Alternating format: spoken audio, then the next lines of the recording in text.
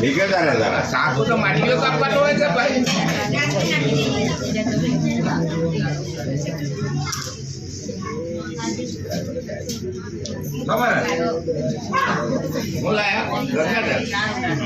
पाच आभार मानलं काय